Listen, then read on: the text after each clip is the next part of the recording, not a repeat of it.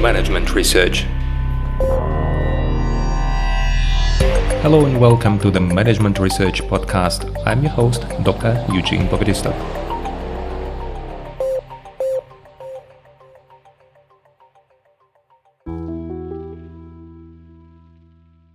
Hello and welcome to the next episode in our mini-series on motivation.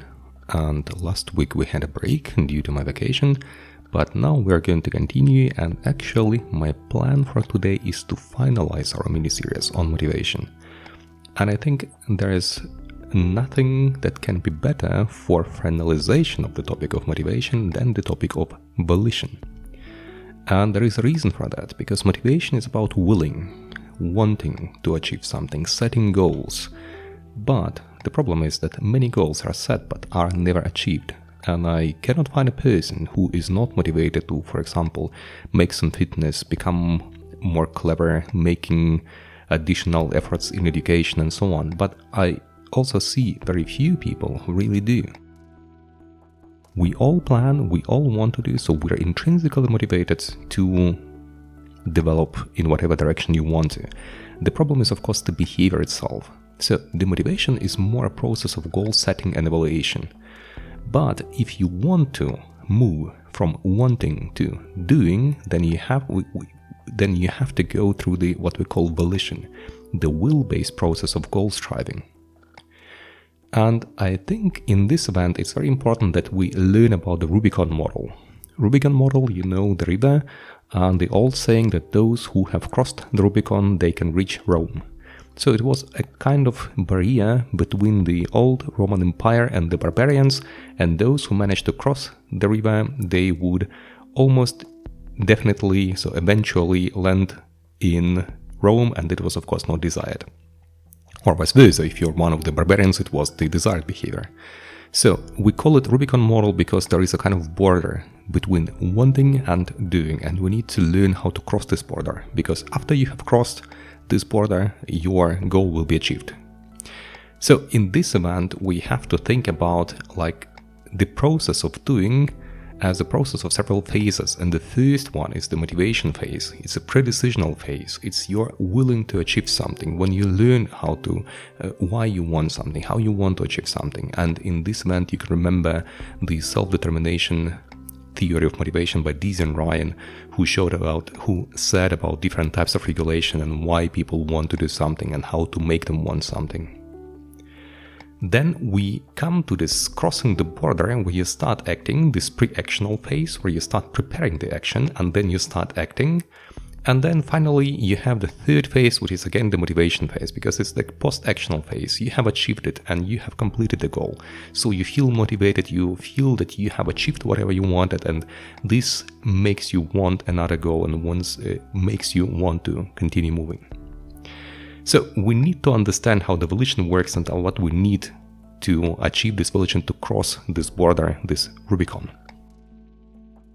Here it is about the planning phase. It is about a bit different way of planning. So let's think about motivation as the goal setting, wanting what exactly you want to do. And the volition phase is actually about planning how you achieve it.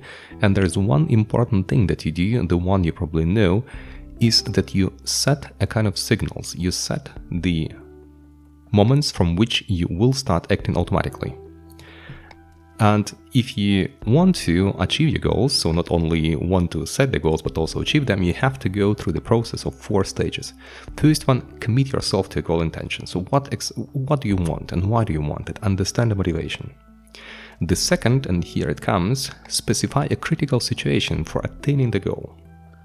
For example, if you want to go to the gym and you don't know how to start, you can set a goal that you want to go to a gym and make your body nicer, better, healthier, and you just need a situation from which you will have to start attaining this goal. For example, if you cannot close the belt on your trousers, then all of a sudden you understand that your belly is now a bit too big, and from that moment when you see that you cannot use the old hole on your belt, it is the moment where you have to go. Or if you received a negative feedback from one of the reviewers, it is a time when you should start reworking the paper. Or if you receive a grade that is a bad grade, then all of a sudden you need to start achieving the goal, which is, for example, reading the book about the course that you are attending. So the critical situation is also the critical point, because from this one you set something that will have happen automatically after you see this critical situation. Then you need to specify in the third step the goal-directed response that can be performed in this situation. So if you see that the belt is not closing on your trousers, it's time to go to a gym. You immediately go to a gym, whatever happens. So this evening or next morning, you just go to the gym because it is time. Or if you receive the bad grade, at this moment, you should start reworking, preparing for example, exam retake and so on. Starting from that moment, as you have experienced the new grade, you start reading and so on. So you need to have the critical situation, a kind of stimulus, and you need to know your response. What will happen in this event? When you want to read a book, would it happen in the evening? Will you now dedicate your evenings not to watching the movies, but to reading the book that you need for that course? So you prescribe it before it happens. You prepare for it, and you just wait for the stimulus, you wait for a trigger. And finally, you link the critical situation and the goal-directed response in an if-then format. So if I notice that if I receive the bad grade, then at that evening I start reading the book 1 hour before I go to sleep. If I see that my belt on the trousers is not closing, then on the next morning I'm going to go before my work, whatever happens, I'm going to wake up earlier and go to the gym.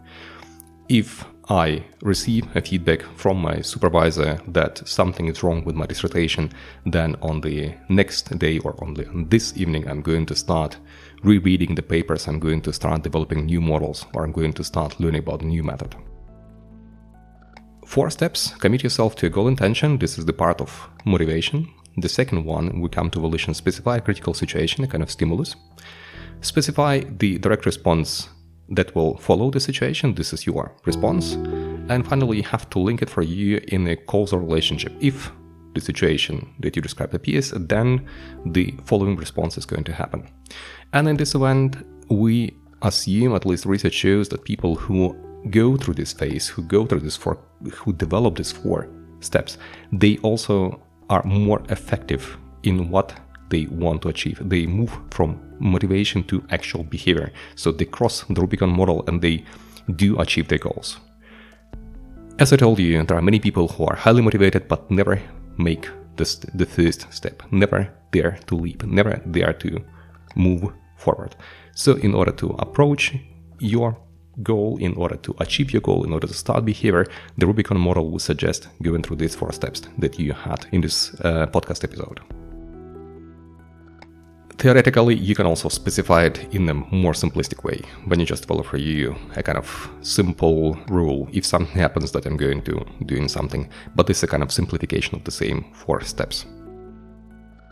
Okay, I hope it was interesting and helpful, and please let me know if there are any topics that you would like to know about. With this episode, we're closing our mini-series on motivation. I would like to remind you that we talk about the hygiene theory of motivation, we talk about the self-determination theory of motivation, we talk about the application of both theories in the event of warfare in Ukraine, and now we know also about how to make the next step, how to cross Rubicon, and how to achieve your goal. Even though you're highly motivated, you need to make this last step. Hope it was interesting, wish you all the best, and I'll see you in the next episode. Bye bye.